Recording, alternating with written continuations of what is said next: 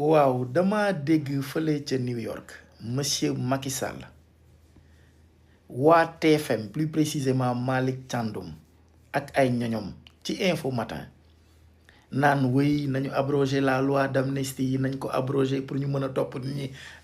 J'ai l'impression nit ñi soit dañuy manipuler wala dañuy fàttelu. La décision du Conseil constitutionnel numéro 1C 2025 a déjà réglé ce problème. Conseil constitutionnel nee nañu loi d'amnistie nekkatul obstacle aux poursuites contre ñiy rey xale yi déedéet loi d'amnistie bi nekkatul un obstacle. C'est cette vérité qu'il faut dire. Abrogé ou pas, le Conseil constitutionnel dans sa décision numéro 1C 2025, affaire numéro 1C 2025, requête de Abdou Mbow et 23 autres députés du 3 avril 2025, en sa séance du 23 avril 2025, d'accord, en matière constitutionnelle. Le Conseil constitutionnel, dans son considérant 31, précise clairement en réalité que certaines infractions ne sont pas prises en compte par la loi d'amnistie. Quelles sont ces infractions? L'assassinat, le meurtre, le crime de torture, les actes de barbarie, les traitements inhumains. Donc coow li jeex na. Donc képp koo xam ne en réalité sa doom dafa bokk ci 80 morts yi xamal ne loi d'amnistie bi nekkatul un obstacle aux poursuites. Xamal ne en réalité abrogé ou pas en réalité nguuru Sénégal moo deful liggéeyam. Nguuru Sénégal moo décidé bañ a topp ñiy rey 80 xale yi mais bañ a topp xale yi 80 xale yi loi d'amnistie bi nekkatul un obstacle. ñu abrogé ko ak ñu ñàkk ko abrogé ñoo ci yem. fu mu toll nii nguuru Sénégal moo bañ a topp xale yi. Loolu mooy dëgg. bépp juriste xam na ne am nay infraction yoo xam ne loi d'amnistie mënu ko couvrir. Loi d'amnistie mënul tax ñu baal ko. fu mu toll nii ci nguuru Sénégal la dépendre. Nguuru Sénégal moo bañ lank ne ñii rey xale yi ñoom duñ leen topp. Sur quelle base? Parce que oui, conciliation nañu juboo et cetera. Loolu kese la du leneen.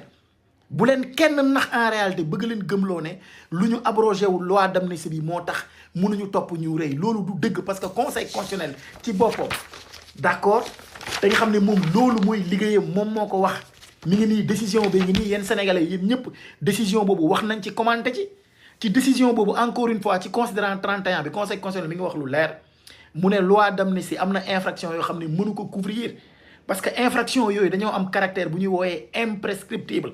Maanaam quel que soit le temps la période quel que soit année bi wala délai bi non seulement loi d'amnistie mënu ko couvrir waaye lu mu yàgg loolu dañ ko war a topp. Infraction yooyu yan la ma cité waat encore considération mu ne l'assassinat mu ne le meurtre le crime de torture les actes de barbarie les traitements inhumains te 80 morts yooyu loolu lañ leen def. Seen mbokk yi loolu la ñu bëgg ñu topp ñooñu ñu topp ñiy rey xale yi ñu tëj leen. Donc encore une fois loi d'amnistie bi du obstacle benn yoon. Loi d'amnistie bi du blocage. Abrogation ou non abrogation du blocage encore une fois parce que fait yooyu noonu abrogé loo loi d'amnistie bi nekk na fi nekku fi yëpp ñoo ci yem. Fait yooyu noonu en principe nguuru Sénégal bu ko neexee day topp xale yi. Nguuru Sénégal moo bëggul topp xale yi. Ousmane Sonko waxoon na ko taay mu ne leen en réalité man gëmuma ne dinañ topp ba jàpp ba jàpp ñi rey xale yi. Donc Ousmane Sonko lu mu doon wax xam na ko. Nguuru Sénégal ak suñu kilifa Bassirou Diomaye Diakhar Faye ñoom ñoo bañ a topp xale yi tëj leen waaye bu ñu leen toppoon ñii rey ñëpp dañ leen di tëj. Loolu mooy benn. ñaar ñi nga xam ne dañoo yàq seen ay station yàq seen ay oto yàq seen ay alal.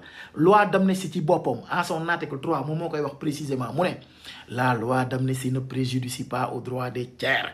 Encore une fois maanaam ñëpp ñoo xam ne dañ la yàqal en réalité yàqal la say bien yàqal la say alal. Loi d'amnistie bi ci boppam moo ne ñooñu en réalité ku ci bëgg ñu dàmp la boo demee ci yoon dañ lay dàpp parce que man loi d'amnistie du ma jël en compte loolu. Article 3 bu loi d'amnistie bee koy wax. Donc encore une fois juridiquement fu mu toll nii loi d'amnistie bi abrogé ou pas ñiy rey xale yi yoonu Sénégal mën na leen topp. Amul dara luy empêcher wala luy doon obstacle wala luy yàqal nguuru Sénégal pour mu topp leen. Nguuru Sénégal ci boppam moo bañ a topp ñiy rey moom moo xam lu tax. Bugul topp ñiy rey. Nguuru Sénégal ci boppam moo bañ a topp ñiy rey te moom moo xam lu tax bugul leen topp. Loolu moo dul yoon nag. Léegi nag bu ñu jafandu ci loi d'amnistie bi wala ci abrogation naan nañu abrogé wala ñàkk abrogé déedéet.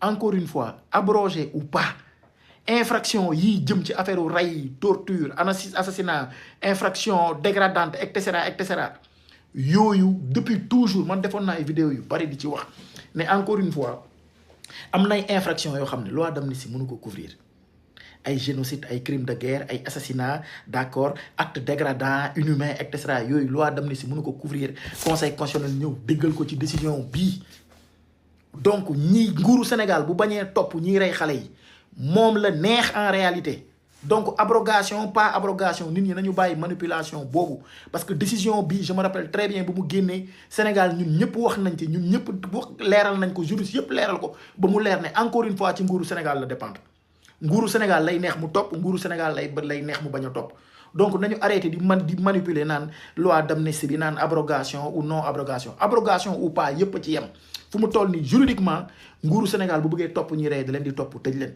ñu yàqal seen ay alal encore une fois ñoom tamit nañu xam ne fu mu toll nii loi d'amnistie abrogé ou non abrogé yëpp ñoo ci yem képp koo xam ne sa alal dañ koy yàq et cetera nga bëgg amay ndàmpaay nguuru Sénégal bu bëggee tijji dossier bi en réalité dinañ la delloo ay say ndàmpaay donc jàpp leen loolu bañ leen naxe bàyyi Macky Sall lu mu wax fële ci New York dara du ci dëgg naan non nañu abrogé et cetera Macky Sall moom xam na lu tax mu wax loolu Jomaay si boppam ak nguuram ñoo bañ a topp ñiy rey xale yi ak ñiy responsable mais amul dara sur le plan juridique lu nekk obstacle képp ku ñu yàqal sa bien xamal ne en réalité dossier bi bu taxawee du ci abrogation du ci non abrogation du ci loi d'amnistie mais ci nguuru Sénégal la ci boppam moom moo bañ a def la procédure qu'il faut bu tegee ce qu'il faut en réalité yow boo jëlee sa avocat fekk ñu yàqal la mais su boobaa dinañ la fay say ndàmpaay donc loolu laa bëggoon indi pour leeral mais encore